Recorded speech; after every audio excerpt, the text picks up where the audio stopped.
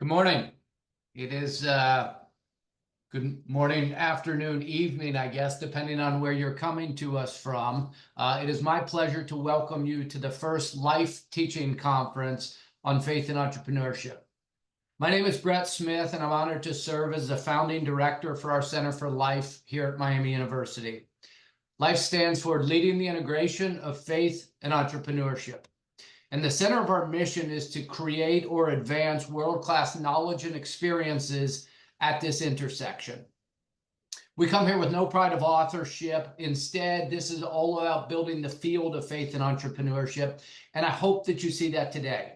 I hope you will see a sharing of best practices from amazing people and amazing universities from all over the world doing this work.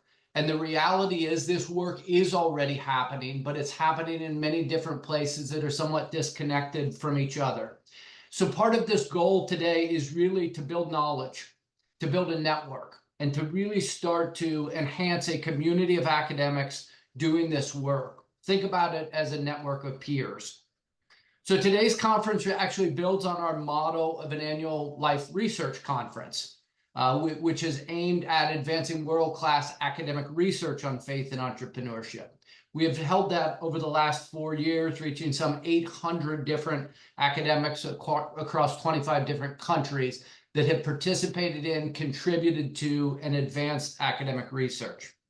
Building on the conversations with many of you, we've been encouraged to host a teaching conference. And so here we are. Working with private, public, and faith-based institutions on the first pilot of this conference. We have some 175 registrants from across 20 different countries. We recognize people will be coming and going. To that end, all sessions will be recorded and made available after the fact by our YouTube channel. We'll communicate all information about that. Before we begin, I'd like to extend my thanks to my colleagues, Tara Hoppe, Corey Driver, and Jeff Hainan, many of whom you have heard from or interacted with, but without them, this conference would not be possible. And so if you see them, if you interact with them, please also convey your thanks. We will begin with a keynote speech, and as we have this keynote, please feel free to use the chat function and send any questions you may have to Corey Driver in the chat, and he will moderate the Q&A. Our keynote is Dr. Greg Jones, a celebrated speaker, author, educator, and business leader. Dr. Jones is the president of Belmont University, where he is advancing their efforts to become the leading Christ-centered university in the world. Dr. Jones previously served as the dean of Duke's Divinity School, the provost and executive vice president at Baylor University. He has earned his PhD in theology from Duke, and currently serves on a number of boards, including the John Templeton Foundation. We could truly think of no better speaker to do than to kick off our first conference. So it's my honor and privilege to welcome Dr. Greg Jones to our initial Life Teaching Conference. Dr. Jones, thanks for being with us. Thank you, Brett. It's a great joy to be with you here. Is my photo frozen? Am I frozen? Can you hear me? I don't know what's going on. I don't know why I'm frozen. You can hear me though? We can hear you fine. All right, well, I'll keep talking and maybe the camera will come back on somehow as we go. It's a great joy to be with you, and welcome to everyone for this important conversation. I want to express gratitude to Brett and the great work that Life is doing at Miami of Ohio, and I think it's really important. We're in a very different environment today than we were 20 years ago when I had a conversation with Greg Dees, who was known as the father of social entrepreneurship. He had started the program in social entrepreneurship at Harvard Business School, then Stanford Business School, started the Stanford Social Innovation Review, and he also then came to Duke, where he started the Center for the Advancement of Social Entrepreneurship. And Greg, 20 years ago, said, "What happened to the church?" And it took me aback. And as we talked, he said, you know, that the real emergence of issues around social entrepreneurship in business schools had, he thought, been because of a failure of people of faith, especially across faith traditions, but especially the church, to really continue to be entrepreneurial in mindset. And that was really the kind of onset of my own journey into this space, and to really think about the connections between faith and entrepreneurship. Over those last 20 years, a lot has changed. We have a very different environment institutionally, programmatically. If you think about all the initiatives that now exist, there's the Praxis folks, the faith-driven entrepreneur, faith-driven investor, faith-driven athlete, the transformational business network that Kim Can founded that exists in multiple countries around the world. All kinds of programs at diverse institutions, public, private, faith-based. And there's a lot of creative energy that is emerging in that space. And it's very important because we have had so much of a need for that. There are reasons why in the history of business school education, entrepreneurship has tended to be marginalized. A really good book tells that story called From Higher Aims to Hired Hands. We won't go into those details, but it was also the case that a lot of people of faith, particularly in the Western world, particularly in the United States, had lost those connections and had become more social justice oriented or social service oriented or social advocacy oriented, without having the kind of entrepreneurial mindset and the entrepreneurial ventures, whatever the business model might have been. And so it's been really heartening to see over the last 20 years, a lot of initiatives undertaken in a variety of spaces, both in academic settings and beyond academic settings. And yet we're here at a time when there's a lot of energy, a lot of flowers blooming, and yet that hasn't really been marshaled into a significant movement. There isn't as much synergy, there isn't as much coherence. The feeling is much more activities happening in isolation. And so we need to be cultivating greater synergies. And I think conferences like this and networks being developed across universities is extraordinarily important. You see, I think entrepreneurship needs faith to animate it, and faith needs to be shaped by an entrepreneurial mindset. So there's mutual enrichment at these intersections. Entrepreneurship needs faith. Greg Dees said it to me 20 years ago. The great need for people of faith to give that underlying commitment and sustenance to entrepreneurial ventures, because too many people start out with a lot of enthusiasm, and when they hit the first brick wall, they tend to fade, whether that's a social initiative, whether it's a business initiative. You need the kind of perseverance and the kind of commitment, the kind of sustenance, and indeed the recognition of the difference between optimism and hope. Any entrepreneurial venture starts with a heavy dose of optimism, but if it's going to be sustained across time, it needs to be rooted in hope that can face the roadblocks, can face the difficulties, can face sometimes the intractability of trying to deal with complex problems and find creative solutions.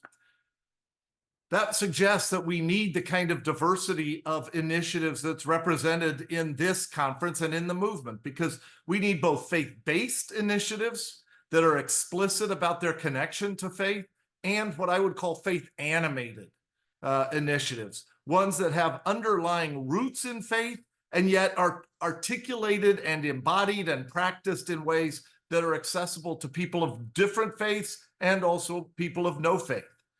The way I would distinguish that notion of faith animated is it's the underlying commitment of faith that brings it to life, and yet it's articulated in ways that's accessible to anyone. You might think of it in the language of semantic depth that linguists would talk about. That is to say that an entrepreneurial venture may connect to themes like faith and hope and love, but in a very superficial kind of generic way, capable then of semantic depth where it could go much deeper. And you can then begin to articulate in a much thicker way the underlying convictions, commitments, and practices that enable that. It's having a clear North Star, having that clear sense of purpose that's capable of being articulated in different ways. If you think about that image of animation, and animate is to bring to life. Animation, you don't focus on all the drawings, you focus on the finished project, the finished product. And yet there's a lot of things behind that that can be articulated when asked. I want to focus the rest of my comments on three themes that I think are crucial to cultivating that kind of intersection between faith and entrepreneurship, or as I'm going to talk about it more so, an entrepreneurial mindset. The first theme I want to talk about is the importance of character. One of the things I learned from my friend Kim Tan, who's an amazing entrepreneur and a Christian, who developed the Transformational Business Network with projects, for-profit projects around the world. When I asked him what he looks for most in an entrepreneur and projects around the world, his first response was character. And I said, what do you mean? And he said, well, I look for key virtues. The first one he said I look for is humility. He said, because if an entrepreneur is humble, they'll keep focused on the right things. He's on the lookout for people for whom entrepreneurship is really a way to just make money or gain power or do something for themselves rather than trying to accomplish a larger purpose. And so he looks for virtues. Humility is the first one he talks about. He also looks for perseverance. Do you have the resilience and ability to persevere? Because you're going to hit obstacles and blocks. The virtue of hope. Optimism's easy to come by, but it's also easy to say goodbye to when you hit those obstacles. Hope is able to, as Jim Collins would have put it, face the brutal facts and continue to look toward the future. It's that future orientation that's really crucial there. And so these kinds of virtues are important. We could go on with other virtues of courage, of truthfulness, that are really important in that work. I think that sense of character is also linked to a sense of teamwork. If you have that sense that you're about something larger than yourself, then you're going to be a part of a good team. And entrepreneurship at heart is a team-based sport. It depends on networks of people working together. And so those virtues of character and that commitment to relationships and community are absolutely essential. And that's part of what faith brings to the table, is that sense of character, that sense of virtues, what Christians would call the fruit of the Spirit, as being integral to the entrepreneurship enterprise. The second thing that I want to focus on is what I call an entrepreneurial mindset. It's absolutely critical to entrepreneurship. And yet that entrepreneurial mindset is a way of talking about something that's larger than actually starting a business or some kind of social venture or a hybrid business model. That notion of an entrepreneurial mindset is saying that you're going to be thinking in an entrepreneurial fashion in all that you are and all that you do. Sometimes people get scared by the term entrepreneurship because they think I'm not an entrepreneur, because they think that means you have to be an extrovert and risk taking and all sorts of other traits commonly associated with an entrepreneur, or you have to be a business person. The notion of an entrepreneurial mindset suggests that, as I was saying about teamwork, the dimensions of an entrepreneurial mindset can fill all sorts of different roles in a team. People who come at it from different perspectives, whether that's back office skills or they want to be the events people, but they want to see that future orientation. They want to find creative solutions to complex problems, and they do it with an entrepreneurial mindset.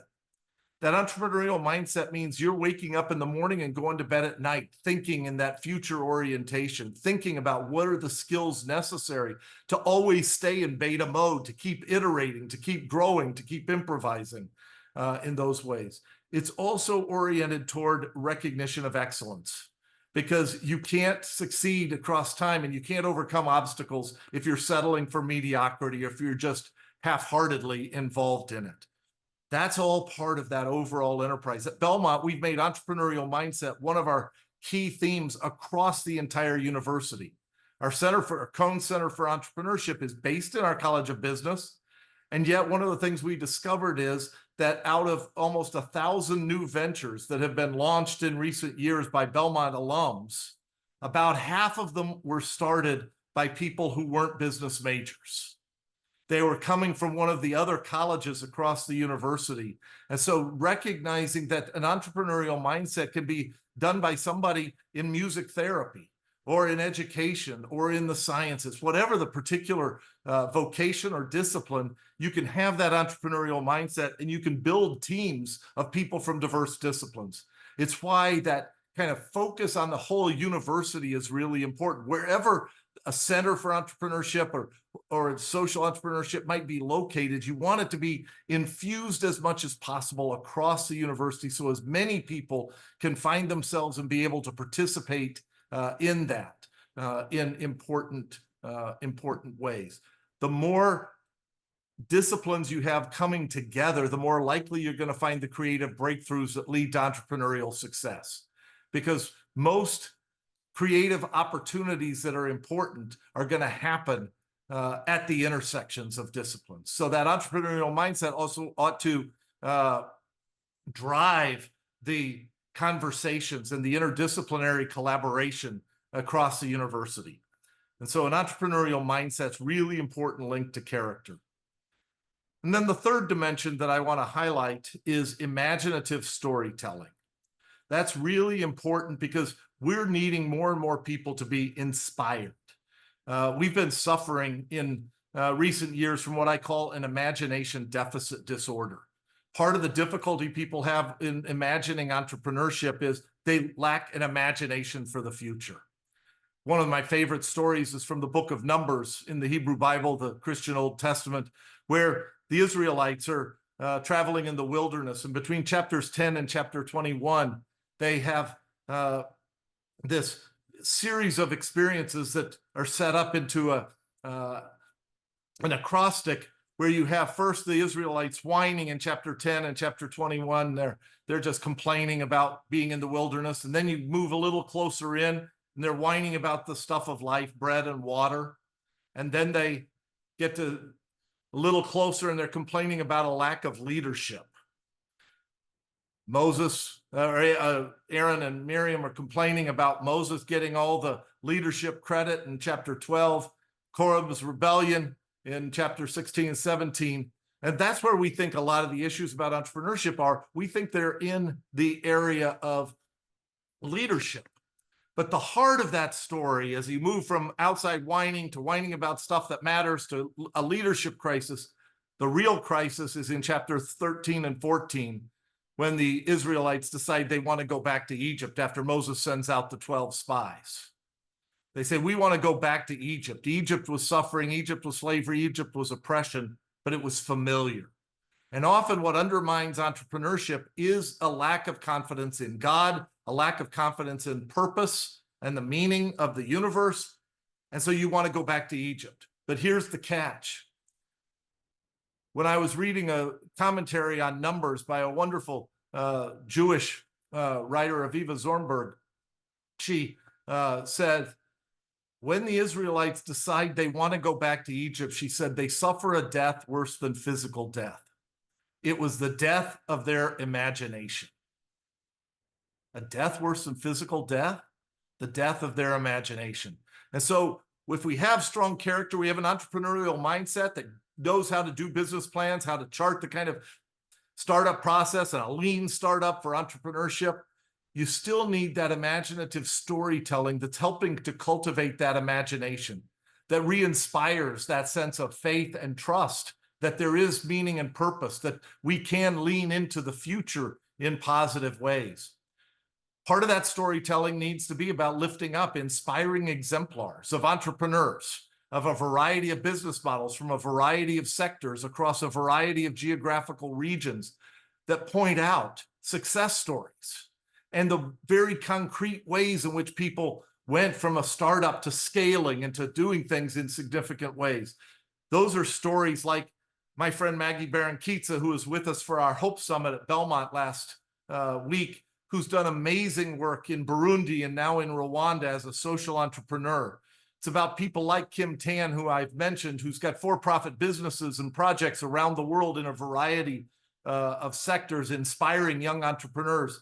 It's about somebody like Don Flo, who's worked with the Praxis Network, who had a whole series of ventures and car dealerships and infused them with his faith in inspiring and transformational ways, and now mentors younger people. Or someone like Justin Bean, an African-American in Grand Rapids, Michigan, a serial entrepreneur himself who's now developed a community development initiative to help sponsor other entrepreneurs, doing it out of his faith and connecting people of faith, connecting congregations and entrepreneurs. We need to tell more of those stories and tell them more powerfully. And we also need to do more storytelling about the networks that are emerging, about the relationships and about how that happens, whether that's on your campus, when you find that someone from music therapy and someone from business have come together on a project, because that's unlikely friends that surprise people and encourage people to say, oh, well, we could do that. I may not have the business skills. They might not know what I'm trying to accomplish. When we did a pitch competition that was specifically focused around people who are not business school majors, what was really interesting was the first year, and it's why I keep mentioning music therapy, the winner of the pitch competition was a young woman in music therapy who had a really innovative business model for spreading music therapy into hospitals in a more systematic way. That was inspiring. She had partnered with one of our business school majors, and they came together in that sense. So it's dynamic storytelling within and across.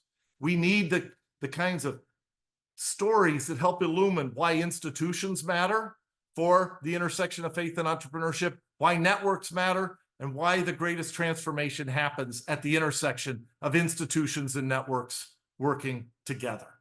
It's about character. It's about an entrepreneurial mindset. It's about imaginative storytelling. We need examples of both faith-based, which are very explicit about their orientation and their commitments, as well as faith-inspired kinds of initiatives that show those fruitful intersections all across the way.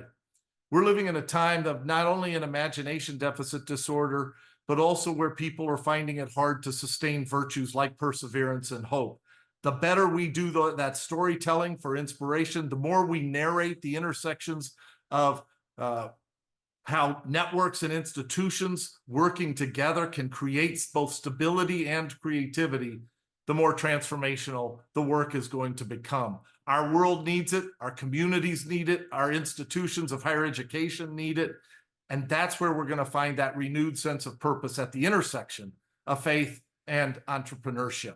I want to just conclude and then leave a little time for questions that my friend Maggie, when she was here last week, she's somebody who has had more obstacles than just about anybody you could imagine. She built her initial venture, Maison Shalom, after 70 plus members of her family and friends were massacred during the Burundian Civil War.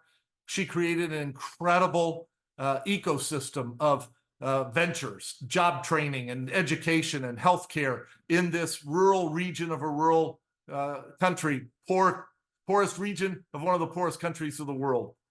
But then about 8 years ago, the Burundian president, who had once called her the mother of the country for all the work she'd done in raising up children and inspiring and empowering all sorts of innovation entrepreneurship, put an assassination hit out on her. She then fled to Rwanda and started working with Burundian refugees in Rwanda, and has now turned a refugee camp into a city that's got housing, that's got job training, that's providing that kind of inspiration. She keeps turning places that were of violence and of despair and turning them into sites of hope and innovation and entrepreneurship. If you ask her how she's managed to do that, she says, "Love made me an inventor." I think it's a beautiful phrase to describe the intersection of faith and entrepreneurship, because for her, love is rooted in her sense of God. It's not a Hallmark or Valentine's Day love. It's a love that's rooted in the cross of Christ, and it begins at creation and it points to new creation. And then she says, when I asked her about her prayer life, because I know she prays every afternoon for an hour, and she says, I mostly listen to God. I was looking for some techniques that could help me with my prayer life. If I just listen to God, I usually fall asleep. And then she said this, I do pray one prayer every morning. I said, what is it? She said, I don't know how it sounds in English. I said, well, your English is better than my Kirundi or my French, her first two languages. Could you share it in English? And she said, it'd go something like this. Lord, let your miracles break forth every day, and let me not be an obstacle in any way. Well, it's that sense that miracles are going to break forth every day that inspire that sense of an entrepreneurial mindset. And it's also that sense of not making herself the center and focus of it is crucial. That's part of her character. It's part of the entrepreneurship. It's part of that faith. And it's part of what has led her to help transform lots of people's lives in really powerful ways. Thanks very much. Love that. Thank you so much, Greg. What a wonderful way to open. We have a couple questions in the chat that if you're open to. We received a question earlier about how do you tell dynamic and imaginative stories across traditions in order to inspire the kinds of unlikely friends that you spoke about? Yeah, well, I think it's that faith animated imagination where if just to go back to my friend Maggie, she can tell her story just by talking about love and joy and hope. And she does it in ways that connect people of no faith and people of other faith traditions. And so what you do is you tell the story in inspiring ways that people just catch hold and they say, I want more of that. And then when they say, well, what is it that enabled her to do that? She'll then talk about deeper questions about what brought that to light. But it's a way of connecting people. You know, my friend Randy Wallace is an amazing filmmaker. He's also a person of faith. But most of the films he makes are secular films, like Secretariat, We Were Soldiers, Braveheart, Man in the Iron Mask. If you ask him about what underlies a lot of those films, it's a faith-inspired story. But he also did Heaven is for Real. But in Secretariat, for example, he fought to have, as Secretariat crosses the finish line, he has a black gospel choir singing Oh Happy Day. And the producers were really resistant to it at first. He said, no, it fits. It'll really work. And when the Jewish executive producer of the film saw the final cut, he said, that was perfect. And I want that song played at my funeral. As a Jew, he wanted Oh Happy Day sung because it just fit in that inspiring way. And so you do it in that faith animated way that then can draw people into a conversation, and then you can go deeper. Love that. Wonderful. Amanda, our good friend, asks, can you talk a little bit more about the tendency to return to what is known and comfortable and how to overcome that tendency? Yeah, so it's a huge problem. And my shorthand for it is going back to Egypt. You know, even if it's hard and difficult, change is difficult, particularly if it's not change we initiate ourselves. We get anxious about it. And so it's very easy. There's some interesting and true stories about, former slaves who went back into slavery because it was known, or former prisoners who decide they want to go back to prison because it's the known world in that sense. And it's troubling, but it's safe. And so what you need is, I think, three things. You need that sense of a hopeful future. You need a community of people to help you unlearn that known world and to see that it's okay. They provide like a safety net around you of encouragement. And then third, you need multiple pathways, because you've got to be able to have alternative paths. Because if you're trying to get out of your comfort zone, if the first thing you try doesn't work, you then tend to say, well, I'll give up. But if you've got multiple pathways that you can explore, that tends to create more opportunities to go forward. And you need those friends who will be truthful and encouraging. It's a both and in that dimension to have that happen. Wonderful. Well, here we are among friends. So thank you so much, Greg, for starting off this conference, the first annual L.I.F.E Teaching Conference.